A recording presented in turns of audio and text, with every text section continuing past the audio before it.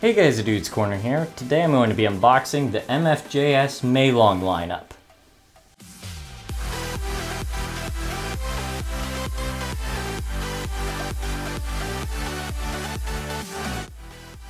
Now I am sure all of you just noticed I am in a completely different setup than I normally would be. Even the focus of the camera's off. Lighting is completely different. My hands look way darker than they normally are, and the audio probably sounds completely different. So yeah, if you're wondering why I am in this different kind of setup, it is because this is just a quick video that I'm filming. Generally when I film my videos, I do multiple at once. So yeah, this is just one very quick video that I'm gonna shoot. The camera might move around a little bit. I'm sorry if that happens, but yeah. Let's just go ahead and unbox this. I am pretty excited for this. I do know that these cubes are not amazing. So, but hey, they're good budget cubes, so let's just go ahead and open them up. Okay, this lighting's getting already messed up, so I'm gonna see if I can fix this real quick. Okay. Oh yeah, that's right. I also got this. I'll unbox that as well. There was a keychain sale running on the cubicle, so I went ahead and picked me up one. Oh, that's right. I also picked up some stands, cubicle stands. I thought those would look good for the lineup. This is the 2x2 and 3x3. I got the set because it was cheaper. This is the 5x5, it looks like. Set that off to the side. This is, whoa, it's already kind of open. This is the 4x4. This is the 6x6.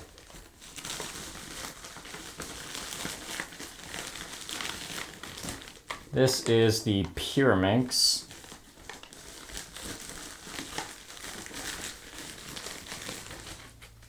Here is the 7x7. I think what's left is the receipt and the card, which I'm not going to show on camera. But yeah, let's go ahead and line this up in order since it's a lineup. And we'll kind of just go in order, and then we'll probably do the Pyraminx for last. So let's go ahead and actually open up with the stands, since these are probably the one thing that's probably not the most interesting. I just got these because I thought they would look kind of good on with all my collection, each of them kind of having their own stand. These are all just the exact same. Let me see if I can get this in focus here. Okay, there we go. So it has the colored picture of the cubicle sign here. It says the cubicle.us. And then the white logo of the cubicle. So that looks pretty cool. All these are the same. They're all stacked kind of differently. I am a little OCD about that, but we won't worry about that. And there should be 6 of them. Yes. Okay. We'll go ahead and set these off to the side. And let's do the 2x2 because this is probably also the next thing that's not going to be that interesting. So we'll go ahead and open this up.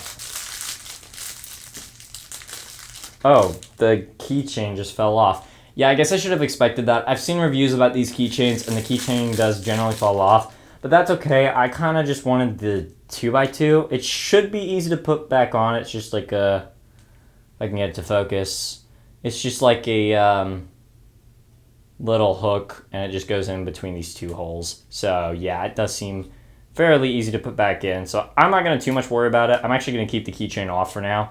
But yeah. Let's go ahead and do some first turns. I'm not expecting this to be too good. But yeah. Okay, yes, very stiff. Let's try doing some T-perms on this. Yeah, this does like, I don't know, it has like that sense of smooth turning, how it can be very good, like if you put some lube in it, but yeah, it's just tight. So I would loosen this up, but because it's so small, it probably wouldn't be smart to, or at least just not to loosen it up that much. But like, yeah, it actually has some corner cutting potential, which for a small 2x2, that is pretty good. I don't even think I can't do like 45, but it can go reasonably far. So yeah, I'd say that is pretty, it's a good 2x2. It's just really tight, and I wouldn't loosen it up except put some lube in it if I want it to be any faster, because I don't really want to mess with the tensions of a puzzle this size. But yeah, this is pretty small. Let's go ahead and set this off to the side, and we'll move on. This is the 2x2 and 3x3 of the MFJS Maylong lineup. So we got the 2x2 on top. We got some cards in the middle and the 3x3 at the bottom. I got this plastic thing. I don't know what that's for, but 2 pamphlets, 1 for each cube, I take it. Let's go ahead and start with the 2x2, because I'm just going to go in order of the lineup here.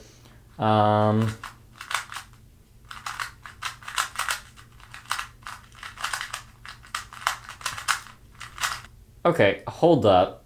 This actually feels really good. I know I'm not turning that fast, but that's because I'm just not really warmed up or used to this cube.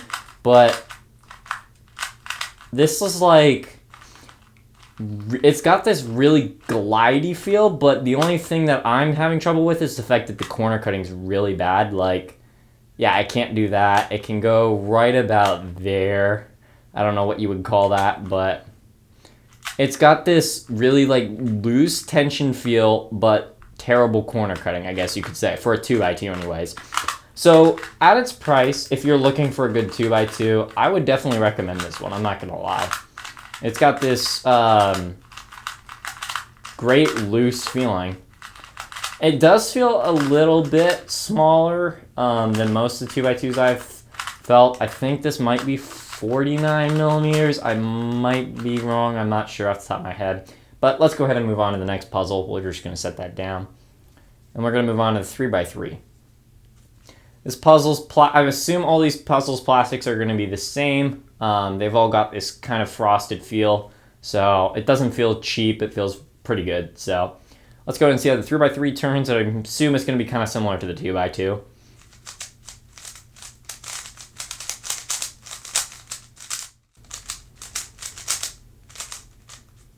Okay, I gotta say, there's definitely something similar about this 3x3 and 2x2. It's like they've got this really, really loose feeling to them. They've got like, I don't know, this friction kind of feel, but the corner cutting is what's not that good. There's a little bit of tightness and dryness to them. They definitely feel fairly similar. I think with some proper lube in it, it would feel good, but I don't think I would really want to mess with the tensions because they are pretty loose. They're just dry. Let's go ahead and put that off to the side and move on to the 4x4 because I'm already in like a lot longer into filming than I meant to be, but anyway, 4x4. Okay, pamphlet. Same plastic. Okay, I've heard some good things about the 4x4 one, so we will see how this feels. All these are not magnetized, in case any of you are wondering.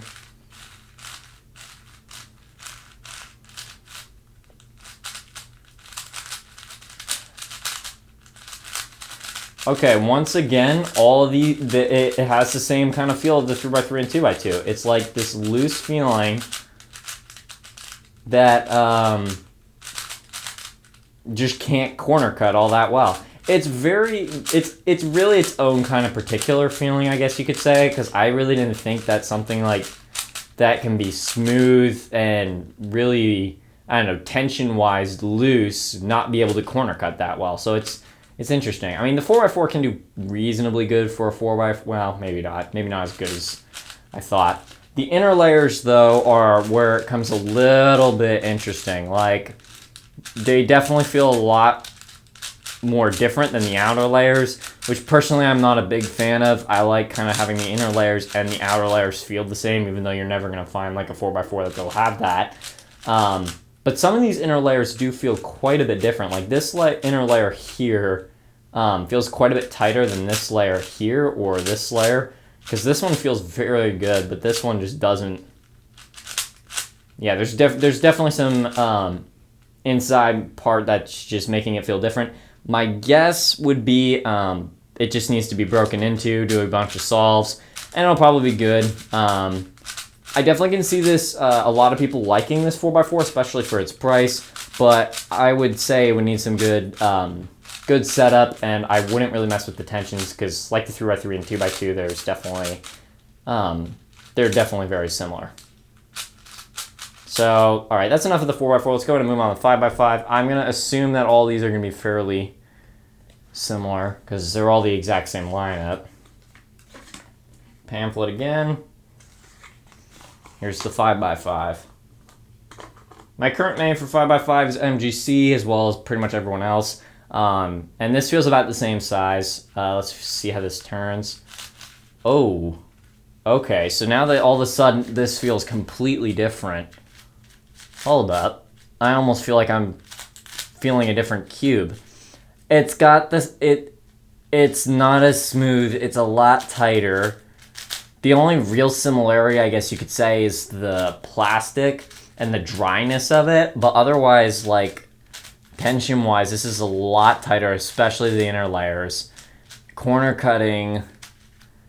Oh, wow. Yeah, that it can't even do half a piece. So, yeah, this is definitely a lot different. But, I mean, having it with the lineup, it's definitely going to look, like, pretty cool. But, yeah, it's so far probably not the best. But the 4x4, 3x3, and 2x2, they all feel pretty good. So, let's move on to the 6x6. I have a feeling, if I had to guess, this is probably going to turn a lot worse than the 5x5 due to the fact it's an even layer and bigger puzzle. So, let's see how this goes. This is actually my second 6x6 in my collection. The other one that I have, I think, is actually the regular MFJS, not the Maylong version. So hopefully this one's a little better.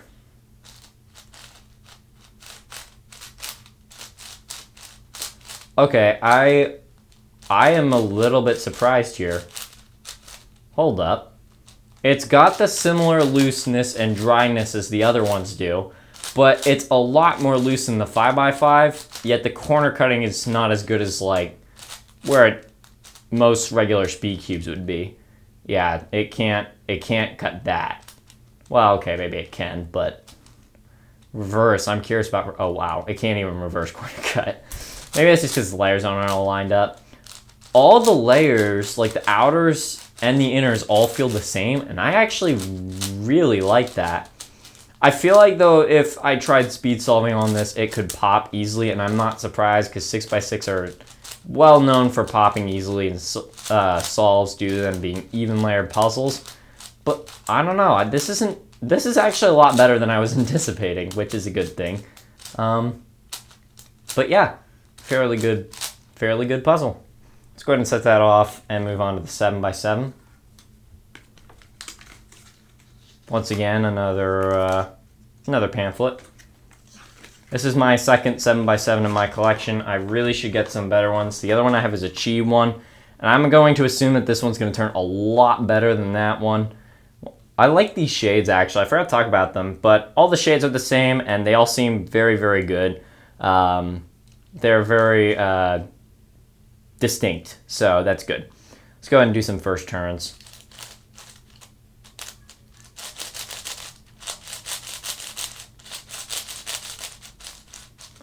Okay, this is interesting. Whoa. Okay, so this really cannot corner cut. Not that well. Maybe I just need to break into it a little more, but some of the layers feel like they could pop. It has the same friction feeling as the other ones, like the 4x4, 3x3, and 2x2, which is interesting, because the 5x5 and 6x6 really didn't have that. And it seems to be loosening up the more I turn it. But like the layer right close to the middle is, it's fairly tighter. The outer two are fairly loose. And other than that, I'd say it feels pretty good. I don't speed solve 7x7, so I can't speak for most 7x7 people, but I'd say it feels reasonably good, especially for its cheap price. except I do believe this puzzle is expected to be discontinued soon. So one of the reasons why I picked up this lineup is because, yeah, I wanted to get the lineup before they were all, gone. Yeah, I believe the 7x7 and 6x6 are going to be discontinued. But last cube I'm going to do is the Pyraminx. I got this one because why not? I feel like the Pyraminx is the one other puzzle that goes well with lineups. I did not get a stand for this pamphlet, just because I didn't really want to. I just kind of wanted to have the 2x2 through 7x7 set by themselves, and I'll probably just have the Pyraminx somewhere else in my collection. Okay, here is the puzzle. I don't have any Moyu Pyraminxes, so this is something completely new that I'm not expecting. It seems the tips are kind of coming off, but that's okay. All right, let's go ahead and do some first turns.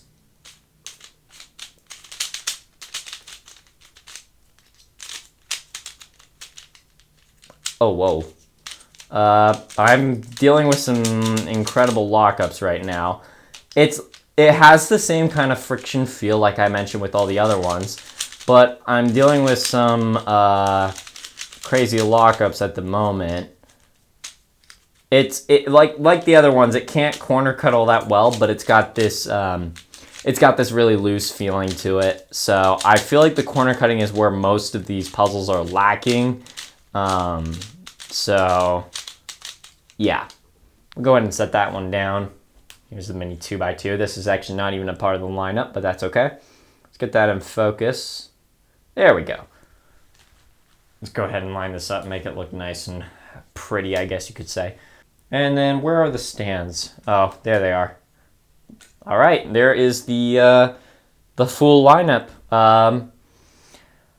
Yeah, I gotta say, I am impressed in some points and disappointed in others. I'm more impressed than I am disappointed. The only parts that I'm disappointed is the fact that they can't corner cut all that well. The impressed part is I am impressed with how incredible the friction feels. Like, it's just this really great loose feeling puzzle. And for budget ones, I say these are very good. And if you want to pick up some kind of budget lineup to start your collection, because it is pretty smart to start with a lineup if you plan on cubing, because then you'll have puzzles that are all feel fairly similar. I definitely can recommend these because they're really cheap and good. Just hopefully the 7x7 and 6x6 don't get discontinued anytime soon. But anyways, yeah, I'm running out of time for filming this video, so I guess I better go. But yeah, thank you guys so much for watching. If you enjoyed this video, please remember to hit that like button down below and hit the subscribe button as well as those bell notifications to be notified when upcoming videos are released. So thank you all so much for watching, and I'll see you all in my next video.